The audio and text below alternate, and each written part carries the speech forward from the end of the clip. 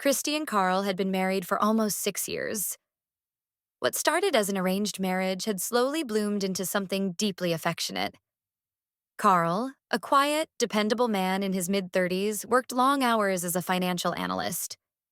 Christy, graceful and warm, spent her days managing their home and volunteering at a local school for underprivileged children. Their life was stable, not the whirlwind romance some dream of, but one built on patience, understanding, and routines that brought comfort. Every morning, Carl would leave a small note for Christy on the kitchen counter. Some days, it was a reminder to eat breakfast.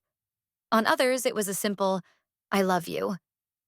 And every evening, Christy would make his favorite tea and wait for the sound of his keys at the door. It was predictable, safe, and quietly beautiful.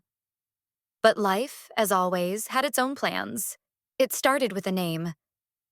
Kevin, a childhood friend of Christy's, recently returned from the UK after a long stay abroad. They had lost touch after high school, only occasionally liking each other's posts on social media. One day, Kevin sent a message. "Back in town.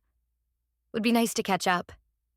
Christy hesitated, but curiosity and nostalgia got the better of her. She replied, "What harm could a cup of coffee cause?" Their first meeting was innocent. Kevin was charming, successful, and more animated than Carl had ever been. He laughed loudly, made grand gestures with his hands, and complimented Christy's intellect, something she didn't often hear at home anymore. They reminisced about old classmates, laughed about silly pranks, and for a moment, Christy felt young again, like the world was still full of possibility.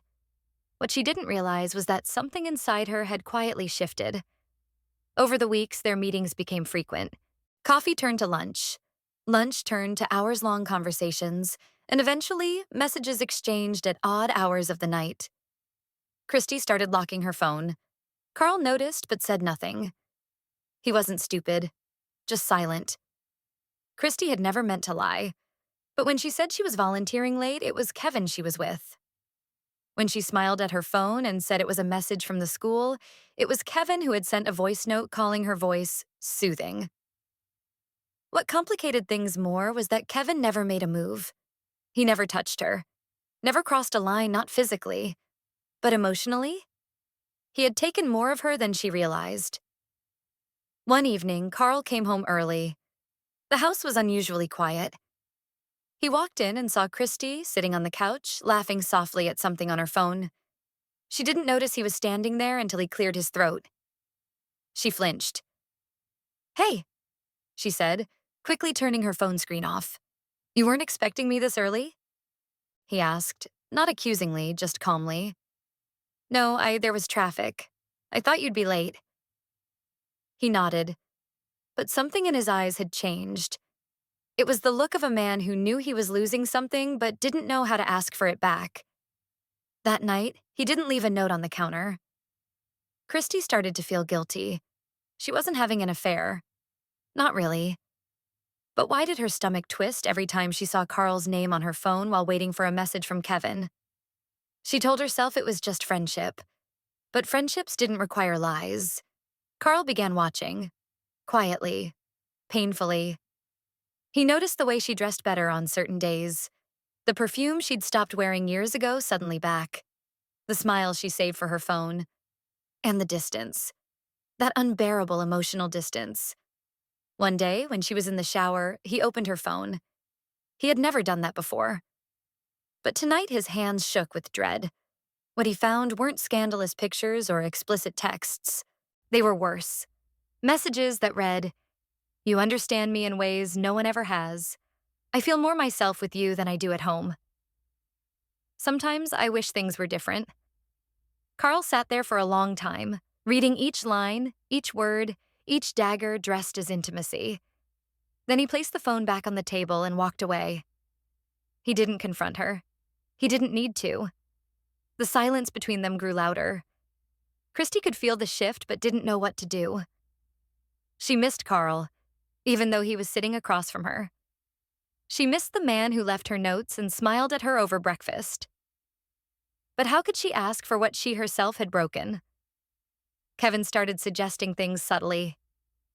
"You deserve to be happy." Life's too short to stay in a place where you're not really seen. He never said, leave him. He didn't have to. One evening, Carl asked Christy to sit with him. Not at the dining table, not in front of the TV. Just sit.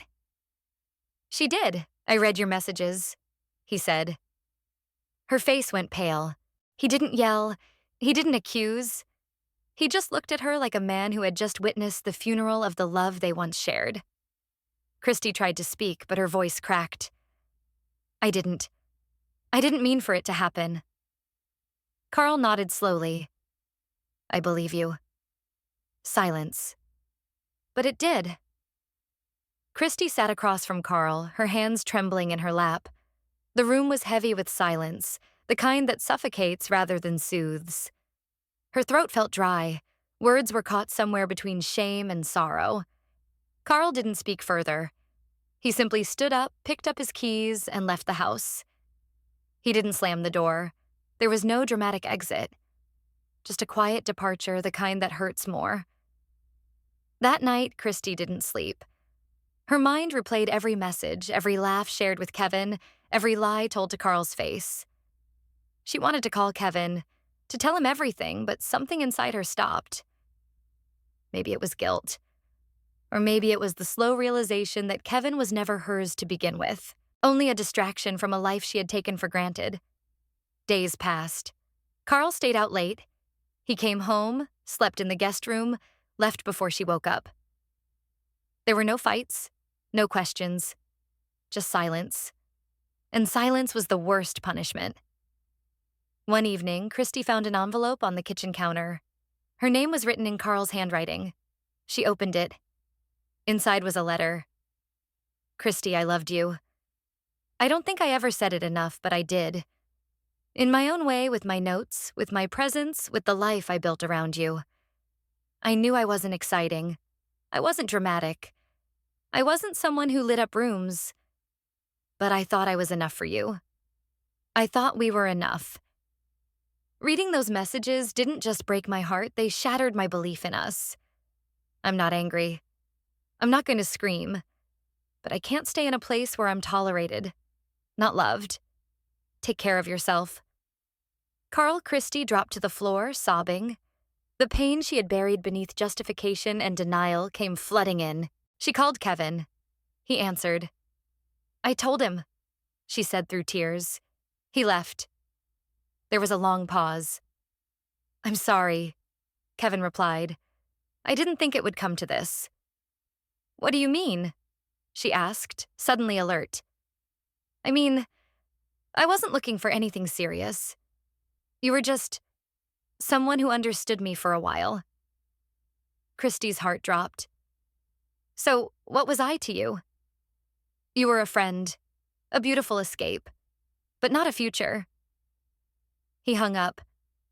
That night, Christy realized she had lost everything, her husband, her dignity, and even the illusion she had traded her marriage for. Months passed. Carl moved into a small apartment near his office. He immersed himself in work, therapy, and rebuilding the pieces of his self-worth.